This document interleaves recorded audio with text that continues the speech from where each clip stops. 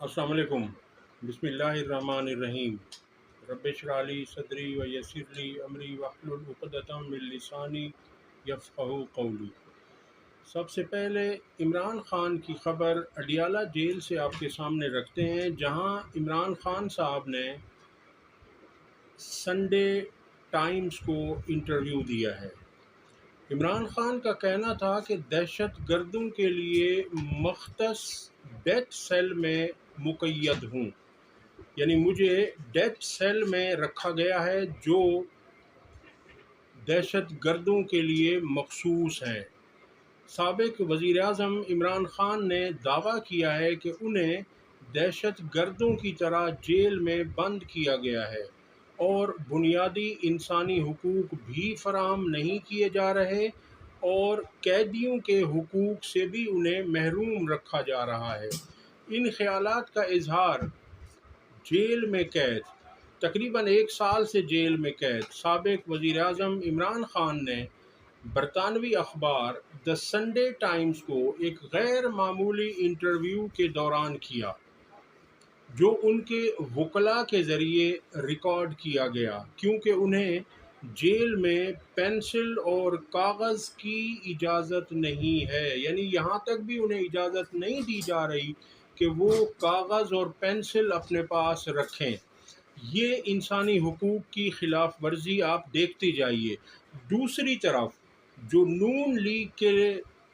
So called रहनुमा हैं, वो कहते हैं कि नवाज़ शरीफ की जेल इमरान ख़ान से सख्त थी, जबकि वो ये भी इकरार करते हैं कि नवाज़ शरीफ को जेल में एयर कंडीशन तक फराहम किया गया था, और ये भी कहते हैं कि इमरान ख़ान को कूलर दिया गया है। मगर वो साथ में ये भी कहते हैं, क्योंकि अल्लाह ने उन्हें इतनी अक्ल ही नहीं दी, वो कहते हैं कि नवाज़ शरीफ का एसी और इमरान ख़ान साहब का कूलर वो उससे अच्छा है। अब आप देख लीजिए, इनकी सोच देखिए। और अब ये इमरान ख़ान को जो इन्होंने जहां रखा हुआ है वो सब सामने है। कल अता तारड़ भी प्रेस कॉन्फ्रेंस करते हुए कह रहे थे कि इमरान ख़ान को शाहाना अंदाज में रखा गया है। तो परसों बुशरा बीबी साहिबा ने सब कुछ खोल कर सामने रख दिया। बहरहाल वक्त एक जैसा नहीं रहता, ये वक्त भी गुज़र जाएगा और मज़ीद इमरान ख़ान साहब को ये चट्टान की तरह मजबूत कर देगा। वो पहले भी मजबूत थे, अब ये जेल उन्हें और मजबूत कर देगी।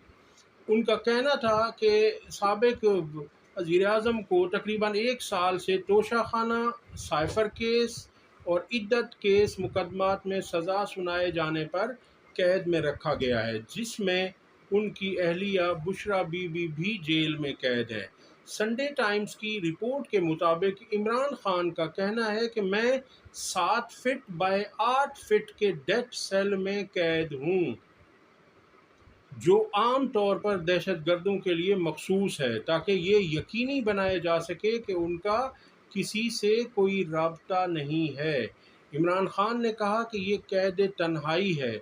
जिसमें नक्ल हरकत के लिए यानी चलने फिरने के लिए भी बमुश्किल कोई जगह है। मैं एजेंसियों की मुसलसल निगरानी में हूँ, 24/7 यानी पूरे 7 दिन हफ्ते के और 24 घंटे मुझे रिकॉर्ड किया जाता है और मुझे बुनियादी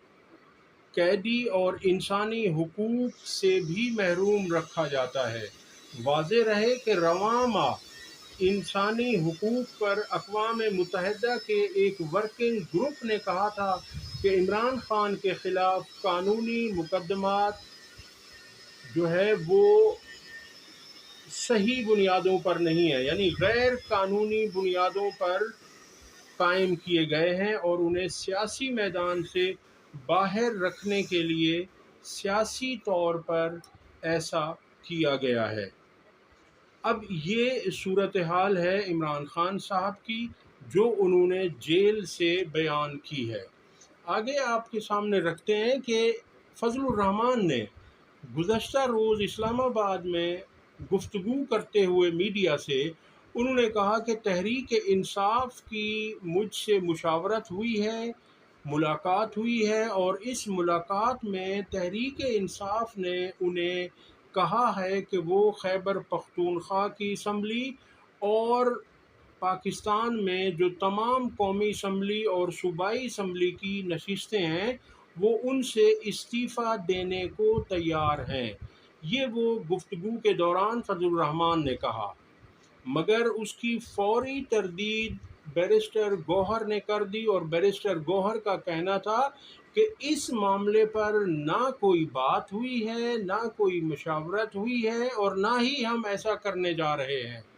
یعنی بیرسٹر گوہر نے فضل الرحمان کے بیان کی کھل کر تردید کر دی۔ اب سمجھ میں نہیں آتا کہ فضل الرحمان کیا چاہتے ہیں، وہ کس ایجنڈے پر ہیں۔ حالانکہ تحریک انصاف نے خیر سگالی کے طور پر ان سے رابطہ کیا تھا اور انہیں اپنی تحریک تحفظ آئین پاکستان میں شمولیت کی دعوت دی تھی، اور اسی سلسلے میں کچھ ملاقاتیں بھی ہوئیں اور ہو سکتا ہے کہ آگے بھی ہوں، مگر جو اس طرح کا بیانیہ ہے فضل الرحمان کا وہ سمجھ سے بالاتر ہے، کیونکہ جب اسی وقت بیرسٹر گوہر نے اس کی تردید کر دی۔ اور دوسری بات یہ ہے کہ تحریک انصاف نے ایک مرتبہ ایسا کر کے دیکھ لیا ہے۔ تحریک انصاف نے اپنی 2 صوبائی حکومتوں کو قربان کیا، اور انہوں نے صرف اس لیے قربان کیا کہ تحریک انصاف خود انصاف کی بنیاد پر قائم ہوئی اور اس کے نام میں انصاف شامل ہے، تو وہ آئین اور قانون کی پاسداری کی قائل ہے۔ اس لیے تحریک انصاف نے سوچا تھا کہ پاکستان میں آئین اور قانون پر عمل درآمد ہوگا، اور آئین کہتا ہے کہ اسمبلیاں توڑنے کی صورت میں 90 دن میں انتخابات ہوں گے، مگر انہیں پتہ نہیں تھا کہ یہاں سپریم کورٹ کے فیصلوں پر بھی عمل درآمد نہیں ہوگا۔ یہاں کی جو حکومتیں ہیں اور الیکشن کمیشن ہے وہ سپریم کورٹ سے بھی طاقتور ہے۔ تو اس لیے تحریک انصاف اب ایسا کام دوبارہ نہیں کرنے جا رہی، اور اس کی تردید عمران خان صاحب سے ملاقات کے بعد ایم این اے علی محمد خان نے بھی کر دی۔ علی محمد خان نے بھی واشگاف، واضح اور دو ٹوک الفاظ میں کہا کہ تحریک انصاف کسی اسمبلی سے استعفے نہیں دینے جا رہی، اور ہم اسمبلیوں میں رہتے ہوئے ڈٹ کر اس فسطائی اور دھاندلی زدہ حکومت کا مقابلہ کریں گے۔ اگلی خبر آپ کے سامنے رکھتے ہیں کہ بنگلہ دیش میں جو کشیدہ صورتحال ہے، وہاں پورے بنگلہ دیش میں کرفیو نافذ کر دیا گیا ہے، اور آپ کے علم میں ہوگا کہ یہ کوٹا سسٹم کی وجہ سے وہاں کے طلباء سے یہ تحریک شروع ہوئی، اور اس کی بنیادی وجہ یہ تھی کہ مکتی باہنی کے لوگ، جو بنگلہ دیش کی فوج کے لوگ 1971 میں شامل تھے اور جنہوں نے پاکستان سے جنگ کی تھی، ان کے خاندانوں کو، وہ چاہے اس جنگ میں مارے گئے یا وہ زندہ رہے، ان کے خاندانوں کو، ان کے پوتوں کو حکومت بنگلہ دیش نے 30% کوٹا نوکریوں میں مختص کر دیا تھا، اور پھر یہ بنگلہ دیش کے ہائی کورٹ میں متعدد مرتبہ یہ معاملات گئے، کہیں پر اسے پھر وہ پیچھے ہٹنا پڑا، کہیں پر کوٹا کم کرنا پڑا۔ اب پھر یہ چیز جب وہاں کے طلباء نے اٹھائی، ان کا کہنا تھا کہ ہم 4 لاکھ لوگ سالانہ گریجویشن کر کے فارغ ہوتے ہیں، اور نوکریوں میں ہمیں ہمارا جائز حصہ نہیں ملتا، کیونکہ 30% ان لوگوں کے لیے مختص کر دیا گیا ہے جنہوں نے پاکستان سے جنگ کی تھی۔ ان کا کہنا تھا کہ اب اس کوٹے کو ختم کیا جائے، اور میرٹ کی بنیاد پر جن لوگوں کو کا میرٹ ہو، جو میرٹ پہ پورے اتریں، جن کی قابلیت ہو، انہیں وہ عہدے دیے جانے چاہیے۔ تو اسی سلسلے میں جب انہوں نے احتجاج کیا تو عوامی لیگ جو وہاں کی حکمران جماعت ہے، ان کے اسٹوڈنٹ ونگ نے اور ان کے لوگوں نے ان پر تشدد کیا، اور اس طرح سے یہ آگ بھڑکی، اور اب یہ ہے کہ کہا جا رہا ہے کہ تقریباً 150 سے 200 افراد وہاں ہلاک ہو چکے ہیں، اور سینکڑوں وہاں زخمی ہیں، اور صورتحال ابھی بھی کنٹرول میں نہیں ہے۔ دوسری طرف یہ ہے کہ بنگلہ دیش میں موجود پاکستانی طلباء طالبات کے والدین جو پاکستان میں موجود ہیں، وہ سخت پریشان ہیں، کیونکہ وہاں انٹرنیٹ بھی بند کر دیا گیا ہے اور میڈیا کو بھی تقریباً بلیک آؤٹ کر دیا گیا ہے۔ ایک جو ان کا جمعہ چینل ہے وہی کبھی کبھی آ کر کچھ معلومات دے دیتا ہے، تو اس کی وجہ سے پاکستان میں ان بچوں کے والدین سخت پریشانی کے عالم میں مبتلا ہیں، اور وہ چاہتے ہیں کہ ہمارا سفارت خانہ جو بنگلہ دیش میں ہے وہ ان اسٹوڈنٹس کو، ان طالب علموں کو ایک سیف پیسیج مہیا کرے اور انہیں پاکستان بھجوانے کا بندوبست کیا جائے۔ دوسری خبر آپ کے سامنے رکھتے ہیں کہ صنم جاوید کو جو لاہور ہائی کورٹ کے ڈبل بینچ نے ان کو گجرانوالہ کے ایک کیس سے ڈسچارج کیا تھا، اس حکم کو، اس فیصلے کو، لاہور ہائی کورٹ کے اس فیصلے کو حکومت پنجاب نے سپریم کورٹ میں چیلنج کرنے کا فیصلہ کیا ہے اور چیلنج کر دیا ہے۔ اب آپ دیکھ لیجئے کہ ایک نہتی لڑکی سے اتنا خوف زدہ ہے پنجاب حکومت جس کی کوئی انتہا نہیں، اس پہ کتنے کیسز کیے گئے، مگر وہ جب بھی میڈیا کے سامنے آئی، وہ جب بھی عدالت میں پیش ہوئی تو وہ ہنستی مسکراتی ہوئی پیش ہوئی، یعنی اسے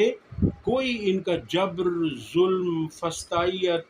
اسے جھکا نہیں سکی، بلکہ وہ ایک عام کارکن تھی تحریک انصاف کی، اور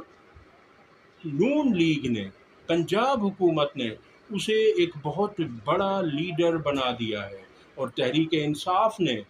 اسی لیے کہا تھا کہ صنم جاوید اگر چاہیں تو وہ پنجاب اسمبلی کی ممبر بھی بن سکتی ہیں مخصوص نشست پر، اور اگر ان کی خواہش قومی اسمبلی میں ہو تو انہیں قومی اسمبلی میں بھی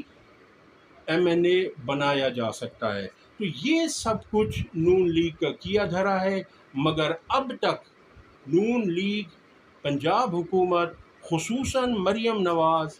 اس صنم جاوید سے جو ایک نہتی لڑکی ہے اس سے اتنا خوف زدہ ہے کہ اسے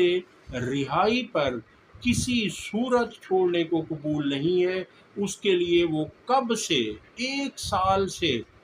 زائد عرصہ تک